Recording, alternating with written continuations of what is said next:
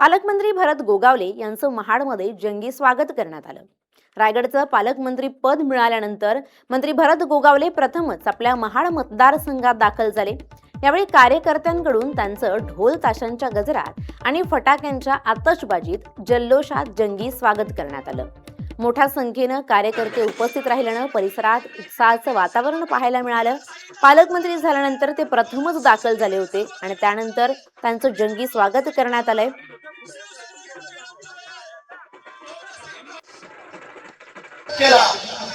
अंदाजे मंत्रिमंडळाचा हे तुम्हाला सगळ्यांना ज्ञात आहे। आजकाल तर ग्रामपंचायत सदस्यपद सोडत नाही आहे, पण तुमच्या या आमदारांनी मंत्र्यांनी पालकमंत्र्यांनी त्यावेळेला 2.5 वर्षाचं मंत्रिपदाचा त्याग करणारा महाराष्ट्राच्या इतिहासातला म्हणजे असो वेळ झालेला आम्हाला अजून पुढे जायचं आहे। म्हणजे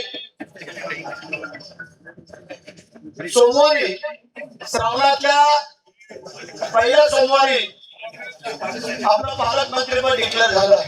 म्हणजे आम्ही त्यावेळेला आग्र्याला होतो। आग्र्याला जो दिवस छत्रपती शिवाजी महाराज चातुर्याने तिथून औरंगजेबाच्या हातावरती तुरु घेऊन निघून आले, तो दिवस होता। त्यावेळेचा 17 ऑगस्ट 1666 आम्ही 17 ऑगस्ट 2026 ला परवा केलो होतो।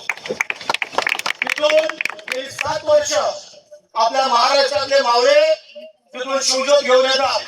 आग्रा किल्ल्यापासून ते राजगड 1300 किलोमीटरचं अंतर, आणि मग आम्ही तिथं ठरवलं दोन्ही राज्य मिळून उत्तर प्रदेश आणि महाराष्ट्र शिवाजी महाराजांचं असं देखणं स्मारक आग्र्यामध्ये होणं गरजेचं आहे की ज्या महाराष्ट्रामध्ये किंवा देशामध्ये कुठे नाही आहे, अशा प्रकारचं आग्र्याला आम्ही स्मारक बनवतोय।